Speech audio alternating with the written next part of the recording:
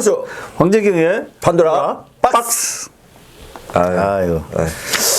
비판과 풍자 그리고 대안은 모르고 일방적 편파 방송. 판도라 박스. 판도라 박스입니다. 그동안 잘 계셨습니까, 동장님? 잘 있었고. 지난주에 우리가 한 주 쉬었어요. 우리도 쉬어야지. 그러니까요. 쉬면서 가는 겁니다. 자, 오늘은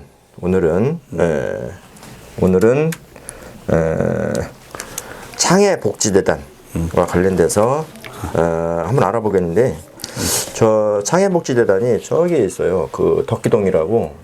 덕기동이 사람들 모를 수도 있거든요. 팔봉에서 좀 더 지나가면 덕기동이에요. 그 팔봉동에 익산 시민들은 다 알고 있어. 아, 그지? 덕기동. 그래요. 다 알아. 내가 알고 계시지. 내 생각이 짧은 거지 뭐. 그 창해복지재단에서 그 중증 장애인 거주 시설이 있어요.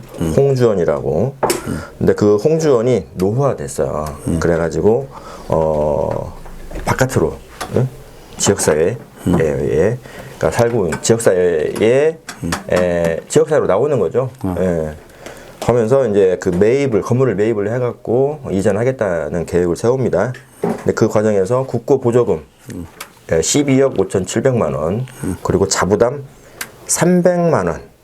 그래서 12억 6천만 원으로 건물을 매입을 하게 되는데 관련 법을 어기게 됩니다. 그래서 이와 관련돼 가지고 지금 그 중증 장애인 시설이 이전 계획을 세우면서 그 마을 도치마을이죠. 그 마을 주민들하고 좀 갈등이 있는 것 같아요. 그래서 그와 관련돼 가지고 한번 알아보도록 하겠습니다.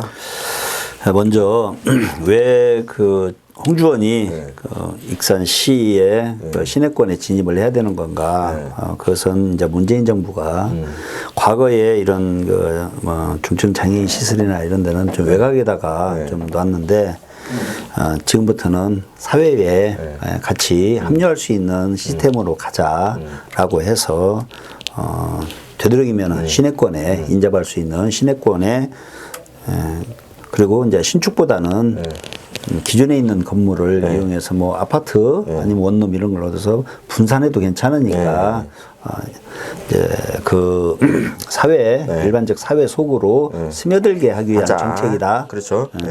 근데 여기 창해복지재단이 여기가 재단이 좀 많이 있어요. 보니까 그 전북 해화학교라고 있어요. 장애인 학교거든요.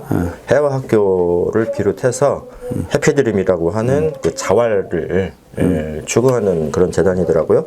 그다음에 홍주원 있고 요즘에 지금 문제가 되는 홍주원이죠. 그다음에 청록원, 창해원 뭐 이렇게 해서 5개 재단이 하나의 공간에 현재 있어요. 근데 그 중에 홍주원이 이제 바깥으로 나온다고 하는 거거든요. 그 과정에서 문제가 발생이 됩니다. 주민들하고 일단 갈등이 있고. 근데 주민들이 그 사실 우리 마을에 왜 중증 장애인 시설이 들어오냐. 들어오게 되면 뭐 재산 가치도 하락이 되고 뭐 여차여차 뭐 이렇게 뭐 공실률도 높아지고 이렇게 이런 주장을 하는데 중증 장애인 시설이 우리 마을에 들어온다고 해서 집값이 하락이 된다. 그거는 조금 안 맞는 것 같아. 근데 장애인이라 해서 우리가 또 배타시하고 할 대상이 아니고 우리도 언제든지 장애인이 될 수 있다라고 하는 거거든요. 그래서 장애인은 우리 이웃이다. 내가 오늘 내가 오늘 우리도 언젠가 그럼요. 또 어느 순간에 불의의 사고를 또 장애인도 될 수도 있고 그래서 장애인은 혐오 시설이 아니다. 우리가 받아들여야 한다라고 하는 기본 방침을 가지고 해야 되는데 또 실상에 가면 또 그게 또 안 되는 거 봐요. 근데 그래서 지금 그것 때문에 그 창해복지재단에서 뭐 내용 증명도 발송을 했다면서요, 마을 주민한테. 먼저 그 도치마을 그 여건을 얘기를 해야 될 것 같은데 짧게 해야 돼. 도치마을 도치마을은 원광보건전문대학교 바로 뒤에 있는 원룸촌 일명 원룸촌을 이야기를 하는 건데 약 한 40여 개의 그 원룸으로 네. 대부분이 네. 그 형성이 돼 있다라고 보면 되는 거고 이제 또 그분들이 아까 우리가 얘기한 대로 그 공실률이나 자산 가치 하락 이런 부분 때문에 염려스러워서 이제 그 홍주원이 이전하는 거에 대해서는 적극적으로 반대했고 결국에는 내년 3월 말까지 조정 기간을 주기로 했다라는 거. 거기서부터 사실이고요. 그렇게 해서 이제 홍주원을 이전을 이제 매입을 건물을 매입을 합니다. 지하 1층, 지상 4층. 그다음에 평수를 보니까 연면적이 901 평방미터. 900평방미터. 그거는 이제 규정이니까 900평방미터 이상 B등급 이상 내진 설계된 건물. 그래서 지금 그 매입 이전을 추진을 하는 과정에서 국고 보조금을 받았어. 받았는데 이 국고 보조금을 이게 나라 돈이니까 이건 나라 돈을 잘 써야 돼. 잘못 쓰면은 독박스거든. 그지? 근데 여기에서 이 창해복지대단이 뭘 잘못했습니까? 원래 이제 건물 매입에 대해서는 그 국도 12, 1200 아마 12억 5,700만 원, 그다음에 자부담 300만 원을 해가지고 매입하는 것까지는 좋은데 그 창의원에 대해서 그 이전을 할 때 홍주원 이게 변경 신청 교부금에 대한 그 변경 신청을 했을 때 3억 원에 대해서는 본인들이 리모델링비, 그 다음에 5천만 원 대해서는 거기에 가건물이 하나 있다는 거예요. 그래서 그 가건물 철거비 약 5천만 원, 그 다음에 이제 장비 보강, 이것을 3천만 원에서 3억 8천만 원. 그러니까 자부담 건물 매입이 되는 것까지 해서 3억 8천3백만 원을 자부담을 하기로 했는데 그 3억 8천만 원 정도 되는 금액이 필요했던 거죠. 그러지. 필요하다 보니까 자부담을 해야 되니까. 이걸 자부담으로 해야 돼. 해야 되는데 이거를 다른 곳에서 가지고 와서 리모델링 해야 하는데 국고 보조금으로 산 이 건물에 이 근저당을 설정을 해가지고 대출을 금융기관에서 받는데 그게 불법이라는 것이죠. 그러지. 불법 맞죠. 근데 이게 이 일반인들은 잘 이해를 못할 수가 있어요. 근데 여기 보조금 받는 시민들은 다 알아. 아, 그지. 다 아실 거예요. 그럼 익산 시민들 다 알지 맞아. 뭐. 그걸 몰랐다 그러면은 그거는 익산 시민이 아니다. 맞아. 그래서 지금 그 건물을 매입한 12억 6천만 원짜리 건물에 담보를 설정해갖고 대출을 받는데 여기에서 결정적으로 하자가 발생이 돼요. 근데 그 등기를 할 적에 소유권 이전 등기를 할 거 아니에요? 그 이전 등기를 할 적에 여기에 뭘 해야 됩니까? 부기 등기를 해야 되잖아요. 이거는 국가 보조금으로 받았다. 향후 10년이면 10년, 5년이면 5년 그 기간 안에는 재산권 행사를 할 수가 없다. 그래서 이거를 대출을 할 수 없다라고 하는 내용으로 등기부 등본에 명기를 해야 돼. 그걸 안 했어요. 왜? 글쎄, 뭐 좀 바빠서 그랬겠지. 아니 이제 그 홍주원이나 이런 쪽에서는 단순한 착오했다, 모르고 실수했다. 그랬다. 모르고 그랬다라고 하지만 납득이 안 가는 게 뭐냐면 먼저 이 사업을 신청을 합니다. 일산시에. 그래서 신청 검토를 하고 난 이후에 일산시가 이제 교부금 이 보조금에 대해서 교부 결정을 해요. 이제 해도 되겠다, 집행해도 되겠다 해가지고 결정 통지서를 보내거든요. 근데 거기에 보면 담보를 제공하고자 할 때는 시장의 승인을 받아야 한다라고 돼 있어요. 그리고 이 보조금 교부 조건에도 보면 이 건물에 대해서 이 국고 보조금으로 받아서 매입한 이 건물에 대해서 양도 교환 대여 그리고 담보로 제공할 수가 없고 만약 할 경우에는 복지부 장관 승인을 받아야 된다 이렇게 됐거든요. 그 부분은 복지부 장관은 전라북도에 권한을 유임을 했기 때문에 그렇죠. 전라북도에서 그 허가를 받아서 이런 부분을 집행을 해도 되는데 결국에는 국고 보조금에 대해서 손을 대는 게 아니고 자부담에 대해서만 받더라도 왜 돈이 합쳐져 있는 거니까 300만 원대 12억 5,700만 원이라 할지라도 합쳐져서 건물을 산 거지. 그래서 자부담 한 부분에 대해서 내가 대출을 받아야 되겠다, 이걸 담보로 설정해야 되겠다 했을 때, 그러면 전라북도 보건복지부 여기다가 승인을 받아야 된다라는 거지.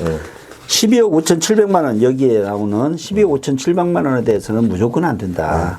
그래서 이 보조금의 관리에 관한 법률 35조를 보면은 재산 처분의 제한을 둡니다. 아까 말씀드렸듯이 양도 교환태요. 담보 제공 안 된다. 그리고 35조 2 35조의 2의 항을 보면 중요재산에 대해서 부기등기를 해야 한다라고 되어 있어요. 이게 부기등기를 하면은 대출이 안 돼. 당연히 안 되지. 예. 근데 안 왔으니까 대출이 된 거예요. 그렇지. 예? 근데 이거를 법을 위반했네? 위반했으면은 이 벌칙이 또 있습니다. 그렇죠? 벌칙이 어떻게 됩니까?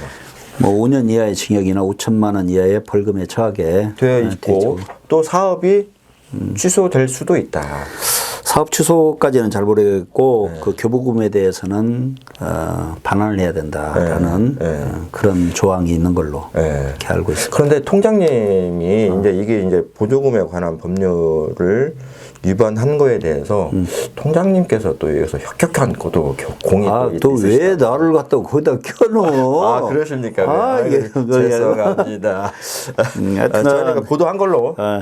그런데 여기 한 가지 미진한 제가 의혹이 가는 부분이 있어요. 뭐냐면 창해복지재단에서 익산시에다가 그 제출을 하잖아요. 사업계획서 제출을 하게 되는데 이 자부담 부분, 이 자금을 어떻게 조달할 것이냐라고 하는 계획서를 제출합니다. 근데 거기에는 국민은행하고 농협이 기존에 있는 건물, 그러니까 저기 팔봉동에 있는 건물에 대해서 담보로 자녀분에 대해서 재산 가치에 대한 자녀분으로 더 해주겠다. 하겠다. 예? 가서 대출을 받아가지고 자부담 부분을 충당을 하겠다라고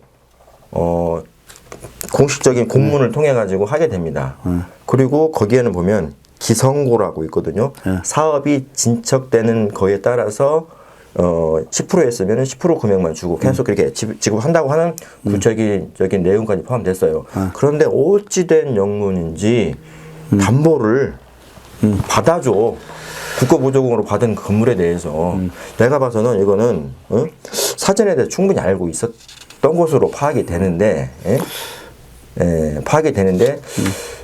모르겠어요. 이 금융위에서는 어떻게 답변을 할지 모르겠는데 제가 아까 통화를 했는데 안 가르쳐 주더라고. 그건 개인정보니까 금융정보고 중요한 부분이고 또 하나는 그 홍주원 측의 답변을 들어보면 법무사에서 이 부분은 잘못됐다.